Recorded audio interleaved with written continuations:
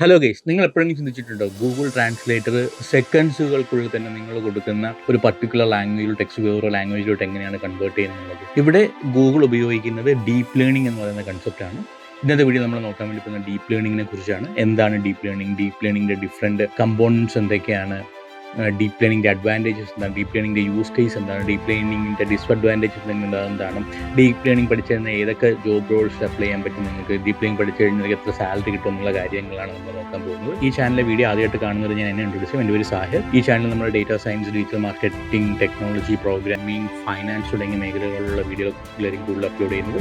ഈ ചാനലിൻ്റെ main agenda എന്ന് പറഞ്ഞാൽ ഏതൊരു ഫ്രഷറിനും ഒരു ജോബ് ടെക് ജോബ് എന്തെങ്കിലും എനേബിൾ ചെയ്യിപ്പിക്കുക എന്നുള്ളതാണ്. So I am Sahir. Welcome to the new video of video learning.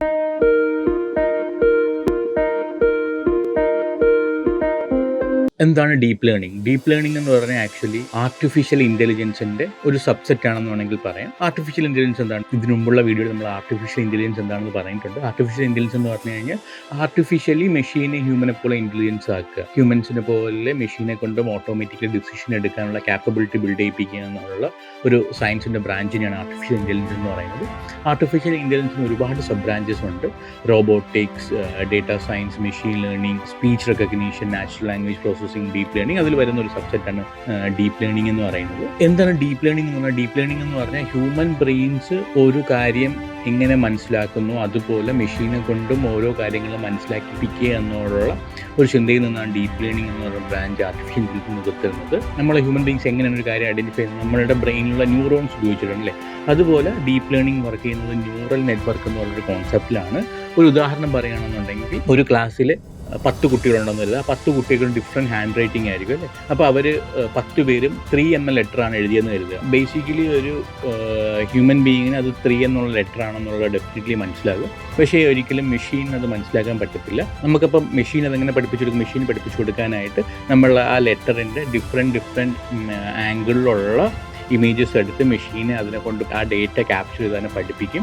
അതുതന്നെയാണ് ഡീപ്പ് ലേണിങ്ങിലും സംഭവിക്കുന്നത്. ഇനി നമുക്ക് ഡീപ്പ് ലേണിംഗ് എങ്ങനെ വർക്ക് ചെയ്യണമെന്ന് നോക്കാം.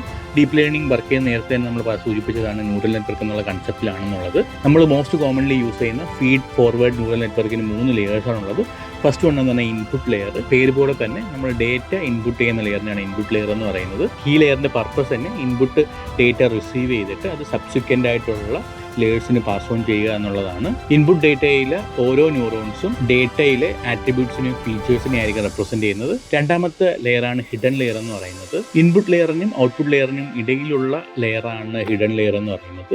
ഈ ലെയറിലാണ് നമ്മൾ ഇൻപുട്ട് ചെയ്ത ഡേറ്റയിലുള്ള കമ്പ്യൂട്ടേഷനും ട്രാൻസ്ഫർമേഷനും ഡേറ്റ എക്സ്ട്രാക്ഷനും ഒക്കെ നടക്കുന്നത്. എല്ലാ ഹിഡൻ ലെയേഴ്സിനും മൾട്ടിപ്പിൾ ന്യൂറോൺസ് കാണും. പ്രോബ്ലത്തിൻ്റെ കോംപ്ലക്സിറ്റി കൂടുന്നതനുസരിച്ചിട്ട് ഹിഡൻ ലെയേഴ്സിൻ്റെ എണ്ണവും കൂടുന്നതാണ്. മൂന്നാമത്തെ ലെയറാണ് ഔട്ട്പുട്ട് ലെയർ. ഔട്ട്പുട്ട് ലെയറാണ് ഒരു ന്യൂറൽ നെറ്റ്വർക്കിലെ ഫൈനൽ ലെയർ എന്ന് പറയുന്നത്. ഹിഡൻ ലെയറിൽ ട്രാൻസ്ഫോം ചെയ്ത ഡേറ്റ അനുസരിച്ച് ഔട്ട്പുട്ട് പ്രഡിക്റ്റ് ചെയ്യുന്നതാണ് ഔട്ട്പുട്ട് ലെയർ ചെയ്യുന്നത്. ഔട്ട്പുട്ട് ലെയറിലെ ന്യൂറോൺസ് നമ്മൾ കൊടുക്കുന്ന ടാസ്ക് അനുസരിച്ച് വ്യത്യസ്തമായിരിക്കും.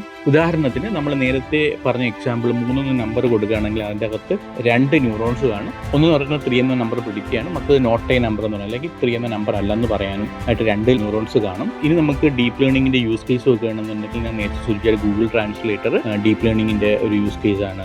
Then self driving cars.